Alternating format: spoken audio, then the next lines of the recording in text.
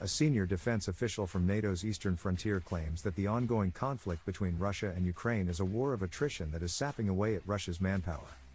News.com has learned that Estonian Secretary of Defense, Kusti Salm, is sure that Russia is feeling the pinch and emphasized the importance of watching and believing in the statistics. For many of Ukraine's allies, the failure of its anticipated summer counteroffensive in 2023 has marred the year's end for Kyiv. Compounded with the weariness among some Western political elites and the looming threat of another grueling Russian winter of assaults, Ukrainian leaders are now warning of a protracted war.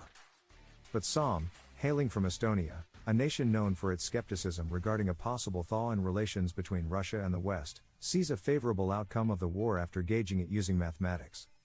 The Russians can recruit 130,000 troops, but what they can form into units is 40,000, he said in an interview with Newsweek. According to Salm's calculations, every 6 months, Russia is capable of recruiting 130,000 soldiers. However, of this figure, they are only able to field 40,000 as fighting units, and Salm describes the remaining 90,000 as biomass and cannon fodder. He motivates his assessment with the claim that Ukrainians, soldiers, are currently killing or severely wounding more than 50,000 every half year.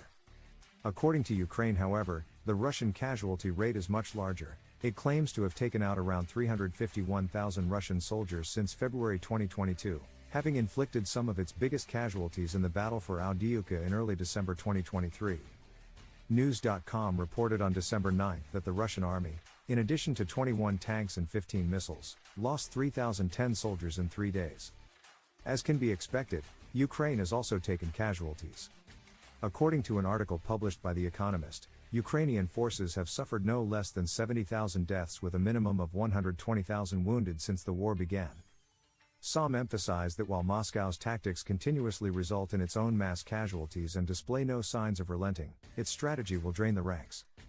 But in the same breath, he pointed out that the West needed to remain steadfast in its resolve of supporting Ukraine. What they, Russia, also understand is that for attrition war, the main determining factor for Ukrainians to win is Western help. It's not happening in the trenches, it's happening on television screens, phone screens. You need to convince the Allied public, Salm said. Despite the Estonians' outlook, over $100 billion intended for Ukrainian aid remains trapped behind political red tape in both Europe and the US, leading to new doubts about Ukraine surviving the war, let alone winning it.